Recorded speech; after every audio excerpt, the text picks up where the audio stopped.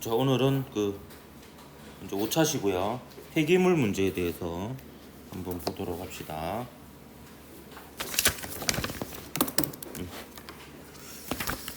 요거는 소단원 한 개인데 그냥 한 차시로 끝내도록 할게요. 교과서 157쪽에 해당하는 내용이고요. 학습 목표는 폐기물의 발생이 환경오염에 미치는 영향을 설명할 수 있다 하고요. 폐기물 처리 방법과 자원순환형 폐기물 관리 방안을 알아보도록 하겠습니다. 우선 폐기물의 발생과 분류에 대해서 먼저 얘기해 보면요. 폐기물의 발생은 일단 우리 제일 가까운 곳에서 보면 일상생활에서 폐기물이 늘 발생하죠. 밥 먹고 남은 음식물, 그리고 오래된 가전제품, 가구 이런 것들이 이제 폐기물이고, 이거 외에도 각종 봉지, 플라스틱 이런 것들 이제 폐기물 많이 나오죠. 일상생활에서도 폐기물이 나오지만 산업 활동을 통해서도 폐기물이 나옵니다. 이 산업 활동에서 나오는 폐기물로는 이제 공사장에서 나오는 폐목재, 폐콘크리트 이런 것들이 또 폐기물이라고 볼 수가 있겠죠. 그래서 이렇게 일상생활에서 나오는 폐기물을 이제 생활 폐기물이라 그러고, 그런 산업 활동에서 나오는 폐기물을 사업장 폐기물이라고 합니다. 그래서 생활 폐기물은 아까 앞서 얘기했듯이 음식물이라든지 폐가전제품, 폐가구 이런 것들이 되겠고, 사업장 폐기물 같은 경우에는 이제 일반 폐기물도 있지만 지정 폐기물, 여기 폐산, 폐알칼리, 그러니까 이제 산성인 것과 이제 알칼리성인 것인데, 또 지정 폐기물 중에 또 대표적인 게 의료 폐기물입니다. 병원에 보면은 이제 따로 버리는 데 있죠. 막 이렇게 주사기라든지 이렇게 피 묻은 거즈 이런 것들은 이제 따로 이제 폐기를 특수 처리해야 되는 지정 폐기물이거든요. 이런 것들이 있고, 이제 건설 현장에서는 이제 건설 폐기물로 폐목재나 폐금속, 그리고 폐콘크리트 이런 것들이 이제 나오게 됩니다. 이런 폐기물에 의해서 이제 환경오염이 일어나는데, 당연히 폐기물이니까 환경오염을 시키겠죠. 이 폐기물을 오랜 시간 동안 분해되지 않는 것이 가장 큰 문제입니다. 고체나 액체 형태의 이제 폐기물들인데, 이 녀석들이 이제 분해가 돼서 이제 완전히 오염 물질이 아닌 상태로 바뀌면은 이제 상관이 없는데, 그 시간이 굉장히 오래 걸린다라는 거죠. 그리고 이러한 폐기물을 처리하는 과정에서 또 환경 오염 물질이 많이 배출되기도 합니다. 이 폐기물을 처리하는 방법은 크게 두 가지라고 볼 수 있는데, 땅에 묻는 거하고 태우는 거, 이 두 가지라고 볼 수가 있겠습니다. 그래서 매립 같은 경우에는 가장 큰 문제점이 이제 침출수, 거기서 이제 수분을 포함하고 있는 폐기물이니까 그 안에서 이제 물이 빠져나오는데, 그 물에 의해서 요 토양과 수질이 오염됩니다. 그러니까 이제 매립하고 끝나는 게 아니고, 매립한다고 해서 완전히 차단이 되는 게 아니고, 그 매립한 폐기물 내에서 이제 액체가 나오게 되는데, 그 액체에 오염 이제 물질이 많은 상태에서 나오는 게 이제 문제가 됩니다. 이러한 것들에 의해서 이제 주변에 악취가 발생하기도 하고 그러죠. 그래서 매립은 그러한 문제점이 있고, 소각은 이제 좋은 점은 이게 부피를 많이 줄일 수 있는데, 소각 과정에서 유해 물질이 굉장히 많이 나옵니다. 그 중에서 이제 한때 떠들썩하게 뉴스에서 많이 나왔던 물질이 다이옥신이라고 하는 물질이었어요. 요게 이제 인체에 완전 심각한 영향을 미친다고 해서, 여러분은 아마 많이 못 들어봤을 수도 있는데, 한때 뉴스에서 거의 매일같이 많이 나온 적이 한번 있었거든요. 그래서 요 배출에 의해서 이제 문제가 있고, 전반적으로 보면 소각 과정에서 이제 대기 오염이 크게 발생하는 그런 부분이 있습니다. 전방위적 오염이죠. 매립에 의해서는 수질과 토양이 오염되고, 소각에 의해서는 대기가 오염되고, 그래서 이제 큰 문제점이 됩니다. 그래서 우리나라의 이제 매립지 중에서 가장 대표적인 게 얘는 난지도예요. 난지도. 여기에다가 쓰레기를 막 매립하는데, 매립하는 거에 벗어나자 완전 산처럼 쌓이고 막 이랬었거든요. 근데 지금은 그게 공원화되어서 이렇게 월드컵 공원으로 조성이 되었습니다. 근데 이 과정에서 이제 어떻게 했냐면 여기 침출수가 문제이기 때문에 이 침출수를 차단하기 위해서 차수벽, 그러니까 물을 차단하는 벽이죠. 요걸 여기에다가 이제 쭉 둘러쌌대요. 그래서 이게 이제 그 오염 물질에 해당하는 그 액체가 다른 쪽으로 이렇게 넓게 퍼지지 않도록 이렇게 막고 거기에다가 이제 덮었는데, 근데 이 과정에서 이제 안에서 이제 가스가 계속 나오거든요. 그래서 그 가스에 불이 붙어서 며칠 동안 불이 난 적도 있고 막 그랬었어요. 그래서 그걸 방지하기 위해서 곳곳에 가스 포집공을 120m 간격으로 106개소에 뚫어가지고 거기서 이제 메탄가스를 수집해서 그걸 오히려 유용하게 연료로 사용하는 그런 방식으로 요 부분을 이제 어찌 보면 기술로 좀 이렇게 좋은 방향으로 바꿨다 이렇게 볼 수가 있는 그런 대표적인 좋은 예가 되겠습니다. 그런 게 있고요. 그럼 이런 폐기물의 처리 과정 이제 좀 반복이 되죠. 이제 매립과 소각 과정에서 좀 더 자세히 나와 있는 부분인데, 폐기물은 그래도 우리나라는 전 세계적으로 요새 뭐 그런 밈도 나오고 유명하잖아요. 이게 재활용률이 굉장히 높습니다. 그래서 요런 나라가 우리나라밖에 없대요. 재활용률이 이렇게 높은 나라가. 다른 데는 다 그냥 버리거든요. 그 기억이 나는 게 예전에 저희 그 선생님의 이제 누나의 남편이죠. 이제 매형이 저기 러시아 블라디보스톡에 이제 근무를 했었거든요. 다른 어떤 회사에서. 그래서 누나도 이제 가족이 전체 그쪽으로 이사를 가서 한번 놀러 간 적이 있는데 거기는 쓰레기 버리는 게 공짜라 하더라고요. 그래서 그냥 아무 봉지나 쓰레기를 넣어서 문 밖에 던져 놓으면 알아서 계속 수거해 간다 하더라고요. 땅이 넓으니까 이제 막 버리는가 봐요. 근데 우리나라 이제 땅덩어리가 좁으니까 이제 매립지가 한계가 있잖아요. 그러다 보니까 이제 어떻게든 이제 그 쓰레기를 줄이기 위해서 이제 재활용을 한, 또 우리나라의 국민성이 말을 잘 듣잖아요. 되게 규칙을 잘 지키고 굉장히 국민성이 높습니다. 여러분이 스스로 우리를 까서 그렇지 사실 전 세계적으로 우리나라가 그 국민성이 굉장히 좋은 편입니다. 그래가지고 이제 재활용률만 봐도 그렇잖아요. 그래서 재활용률이 좀 굉장히 높잖아요. 좀 83.2%. 이거는 미친 재활용률이에요, 사실. 이거는 이제 대단한 겁니다. 여러분 스스로 자부심을 느껴도 돼요. 우리나라만큼 재활용을 잘하는 데가 없어요. 그리고 매립으로 9.6%, 소각으로 6.4% 이렇게 이루어집니다. 매립은요 가장 경제적이에요. 왜냐면 땅이 묻기만 하면 되잖아요. 묻기만 하면 되는데 경제적이지만 가장 큰 문제점이 부지 확보가 어렵다. 우리나라에 사람 안 사는 데가 거의 없잖아요. 우리 집 옆에 쓰레기 매립장 짓는다 생각해봐. 반대하고 난리 나겠죠. 그래서 이제 매립지 자체를 이제 선정하는 게 굉장히 어렵다. 또 아까 얘기했듯이 이제 침출수와 거기서 나오는 가스들이 문제예요. 그래서 가스에 의해서 불이 막 계속 나는 적도 있고 막 그랬거든요. 그리고 이제 집안 치마, 이게 뭐 쓰레기가 막 완전히 꽉꽉 메워져 있는 게 아니잖아요. 안에 막 빈 공간도 있고 막 이렇게 엉성하게 있으니까 또 그 무게 자체에 의해서 내려앉기도 하고 이런 것들에 그러고 이제 그런 침출수에 의해 가지고 토양과 이제 수질 오염이 또 된다는 점, 이런 부분이 이제 문제가 있다.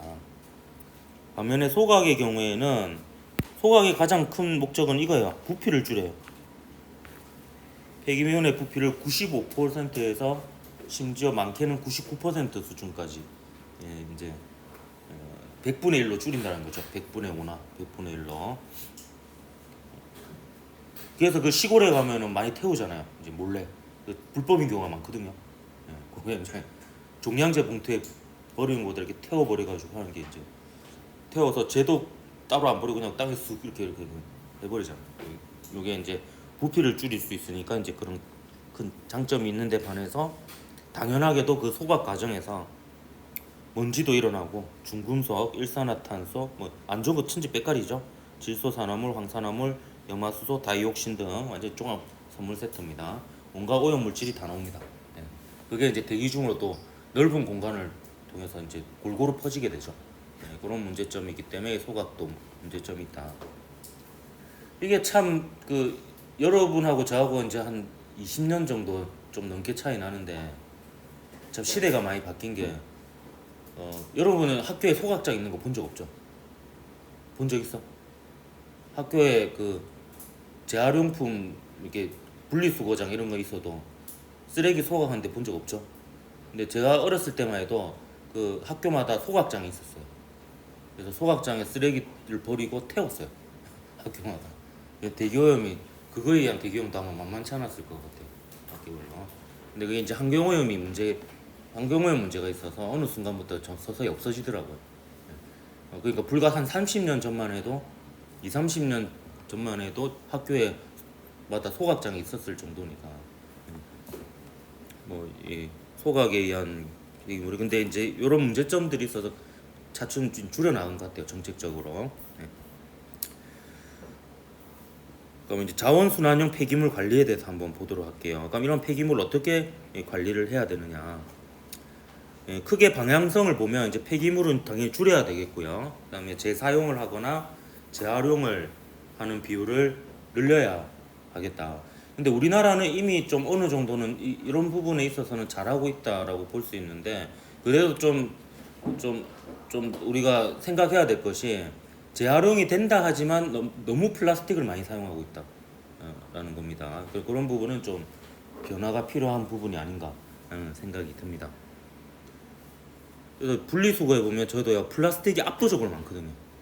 여러분 집에 쓰레기 분리수거 해봤어요? 저는 제 담당이거든요.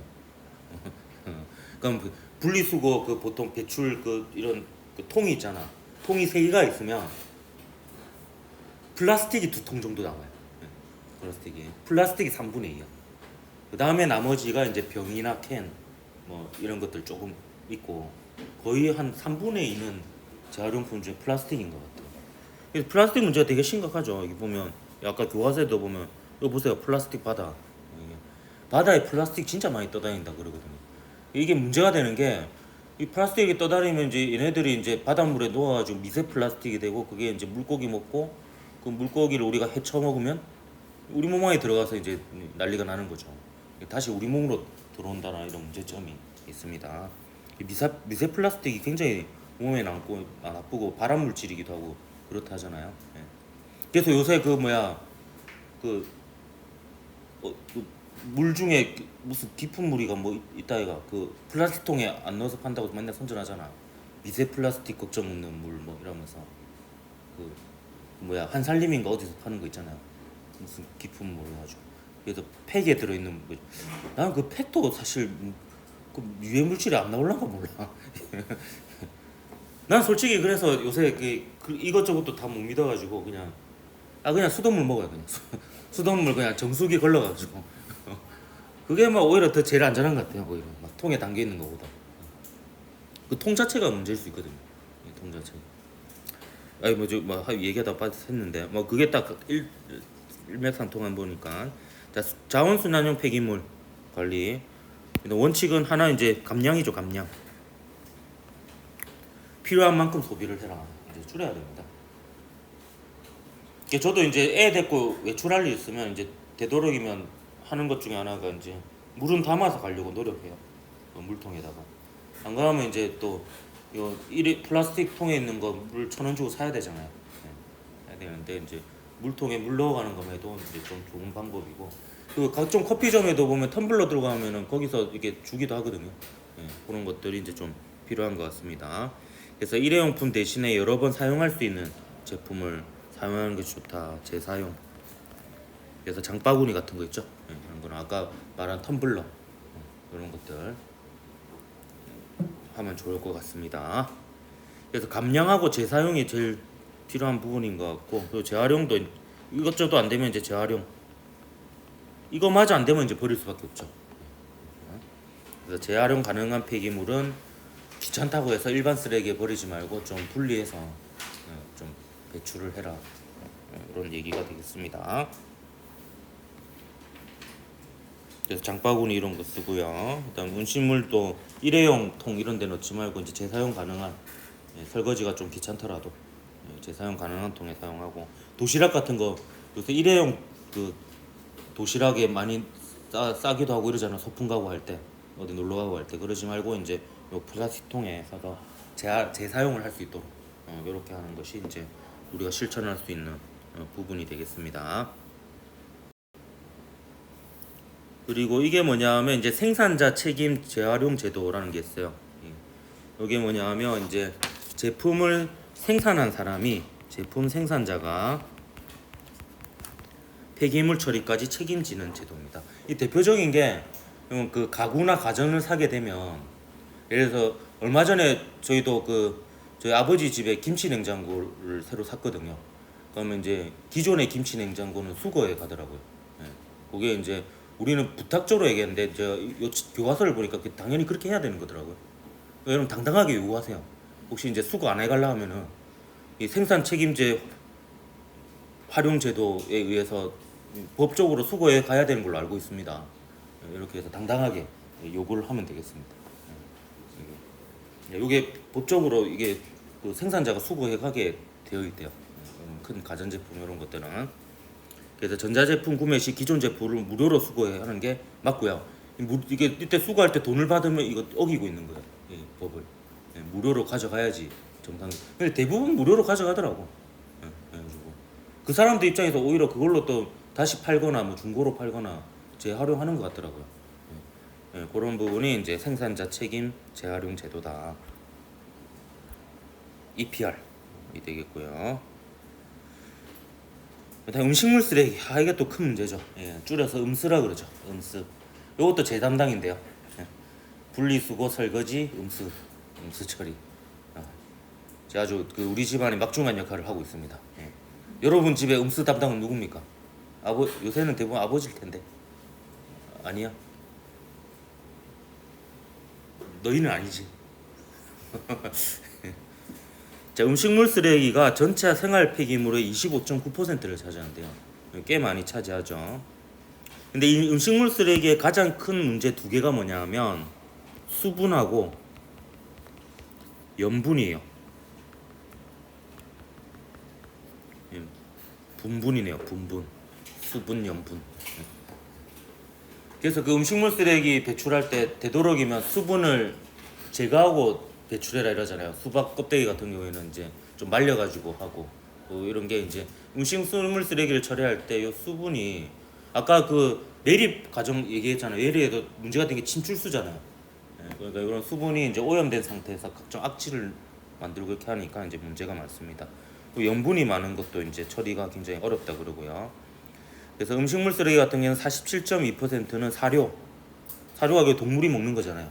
이거로 쓰이고 41%는 퇴비로 재활용되지만 이게 염분이 많다 보니까 이거 그 안에 이제 음식물만 버려야 되는데 사람들이 또 귀찮다고 막 일반 쓰레기 섞어서 보내고 이러면 그 안에 이제 먹을 수 없는 물질들이 섞여 있으면 이제 문제가 되죠. 그래서 요 사료에 의해 가지고 음식물 쓰레기를 재활용한 사료를 잘못 먹고 이제 동물이 이제 가축이 죽기도 하고 그런 사례가 있다 하더라고요.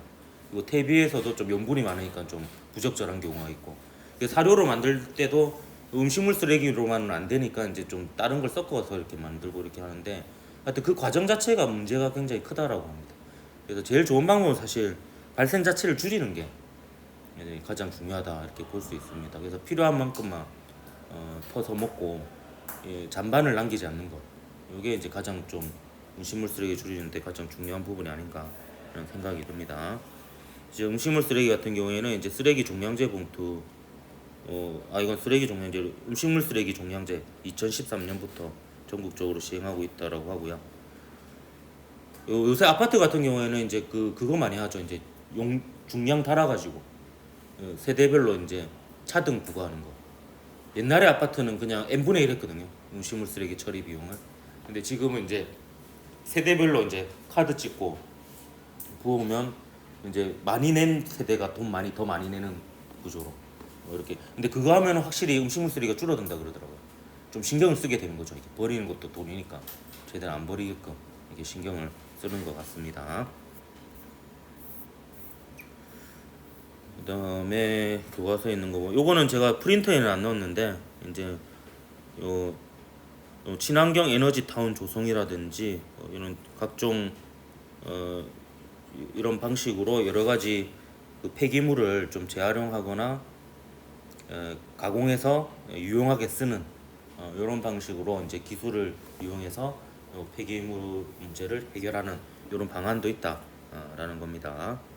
그래서 아까 대표적인 아까 그 쓰레기에서 나오는 메탄가스를 포집해가지고 그걸 이제 연료로 사용한다든지 그걸로 이제 발전을 한다든지 이런 것들이 있겠습니다. 그리고 음식물 쓰레기로 이제 뭐 비료나 퇴비 뭐 이런 것들을 이제 만든다든지 이런 게 있겠습니다. 이건 저 읽어보니까 되게 재밌던데요. 여기 보면 외국의 어떤 그 존슨 캘리포니아주 베아 존슨 가족이 2008년에 집에서 나오는 쓰레기를 줄이고자 이제 뭐 실험을 했대요. 그래서 이제 생활용품은 꼭 필요한 만큼 사고 다시 사용하거나 재활용하고 뭐 이렇게 했더니 1년 뒤에 그 집에서 나온 일반 쓰레기가 전부 다 합쳐서 잼 들어가는 병 한 통? 이건 가능하나? 이건 딱 거짓말인 것 같은데. 이거 똥 닦는 휴지만 해도 이거보다 많이 나오거든. 그거 재활용 안 되잖아. 그건. 이거는 좀 심하게 오간 것 같은데. 그래도 좀 어느 정도 많이 줄였으니까 그 집의 비법을 한번 보면은 그 가족들이 사는 물품들은 전부 포장이 없대요. 미리 준비해간 유리병이나 천을 재활용해서 만든 가방에 담아왔고, 고기 같은 경우는 유리병에 담고 쌀이나 파스타, 채소 같은 거는 천가방에 넣어오고, 그리고 우유도 가게에서 직접 병에다. 와, 외국에 이런 데가 있는가 봐. 우유를 그냥 옛날에 뭐 막걸리 받아가듯이 통 들고 가면 우유를 이렇게 주는가 봐. 우리나라엔 그런 데 없는 것 같은데. 그리고 그녀는 자신이 운영하는 블로그를 통해 이 블로그로 돈 벌려고 했는 건가? 미안합니다. 알겠어요. 나쁘게 보면 안 되지. 단지 물병을 들고 다니는 것만 해도 막대한 돈을 아낄 수 있어요. 게다가 비닐 포장을 피할수록 신선한 제품을 살 수 있습니다. 근데 이것도 생각해보면 비닐에 미리 포장되어 있는 제품들은 그리고 그 비닐 자체에도 오염물질이 나올 거 아니에요. 물로 씻어서 먹는다고 하지만 그게 말끔히 해결이 안 될 테니까 이렇게 우리가 미리 그 천으로대 포장지 이런 거에다가 넣어오면은 쓰레기도 줄이고 이제 건강한 식재료도 확보할 수 있는 그런 부분이 있겠습니다. 그래서 존슨이 간단한 5가지 키워드 5R을 얘기하고 있다는데요. refuse, 애초에 꼭 필요하지 않으면 사지 않고. 힘들죠. 쇼핑을 통해서도 이렇게 스트레스를 해소하는 경우도 있는데, 그죠? 그 다음에 reduce, 꼭 필요하다면 필요한 양만큼만 사용하고. 이건 어찌일로? 모르겠다. 한번 쓴 후 버리지 않고 다시 사용하고. reuse네요. reuse, 다시 사용하는 거니까. 그다음 recycle, 다시 사용할 수 없다면 재활용하고. 요게 이제 우리가 오늘 배운 거죠. 재사용, 재활용. 요게 되겠습니다. 그다음에 rot은 뭐야? 그 외의 것들은 자연 분해하거나 거름으로 쓴다. 그러라고 하네요. 그 휴지 안 쓰는 방법인데 비데 이용하면 되네. 비데하면 휴지 안 쓰네요. 참. 그런 방법이 있네요. 여러분 한번 해보세요. 일주일간 내가 버리는 쓰레기 한번 봉지에 담아보세요. 장난 아닐 겁니다. 분리수거만 해도 내가 해보니까 일주일 가면 아직 너무 힘들거든요. 한 4, 5일에 한 번씩 해야지 될 정도로 쓰레기가 많이 나오더라고. 일반 쓰레기는 뭐 거의 우리 4인 가족인데 내가 한 주기적으로 보면 한 이틀에 한 번꼴로 20리터 한 봉다리 버리는 것 같아요. 보면. 특히 애 있는 집이 더 쓰레기 많이 나오잖아. 좀 그런 부분이 있는 것 같습니다. 자, 형성평가 시간 줄게요. 좀 풀어보고 풀이하도록 하겠습니다. 자, 형성평가 한번 같이 풀어봅시다. 자, 폐기물 처리 방법 중 토양과 수질 오염을 일으킬 수 있는 방법은 이게 일으킬 수 있는 방법을 하니까 웃기네요. 일으키는 것은 해야 되지. 적절할 것 같네. 뭡니까? 토양과 수질 오염하는 거. 매립이죠. 매립에 의해서 이제 침출수에 인해 가지고 토양과 수질 오염이 일어납니다. 자원순환형 사회로 전환하기 위해 중요한 요소가 아닌 것은 폐기물 감량 필요하죠. 그리고 재사용 필요합니다. 재활용도 필요하고요. 단순 매립은 이제 딱히 대안이라고 볼 수 없죠. 이제 많은 문제점을 일으키고 있는 방법이고요. 생산자 책임 재활용 제도, 이제 그 생산자가 이제 다 쓴 가전제품 이런 거 수거해 가는 거, 이것도 이제 그렇게 해서 이제 그 전문가의 손길로 처리를 하는 거예요. 그래서 재활용할 수 있는 부품은 재사용하고 뭐 이렇게 하는 거죠. 그다음에 3번 음식물 쓰레기 처리가 가장 어려운 이유로 가장 적절한 것은 수분과 염분이 많아서이죠. 분분. 뭐 냄새가 심한 거이기도 하고 재활용이 불가능하거나 없는 건 아니죠. 매립이 불가능한 것도 아니고. 냄새가 심한 것도 있지만 그거보다도 이제 가장 큰 어려움이 수분과 염분이 많은 점이 이제 가장 큰 큰 어려운 점이다 이렇게 볼 수가 있습니다. 그 다음에 질문, 폐기물 매립과 소각의 문제점. 매립의 문제점은 침출수로 인한 토양과 수질 오염이고, 그리고 부지 확보가 어렵다는 점, 이런 점이 이제 문제점이고요. 소각은 이제 그 유해 물질이 배출되어서 대기 오염을 일으킬 수 있다라는 게 문제점입니다. 다음 자원순환형 사유로 전환하기 위해서 우리가 할 수 있는 노력은 크게 우리가 할 수 있는 노력은 뭐겠어요? 그게 그 폐기물이 많이 안 나오게 폐기물을 줄이는 거가 되겠죠. 그래서 일회용품 대신에 재사용이 가능한 제품을 사용하는 거 하고요. 그 다음에 이미 쓴 거는 어쩔 수 없이 이제 최대한 많이 재활용할 수 있는 거는 분리 배출해서 재활용을 하는 거, 이런 것들이 우리가 할 수 있는 부분이 되겠습니다.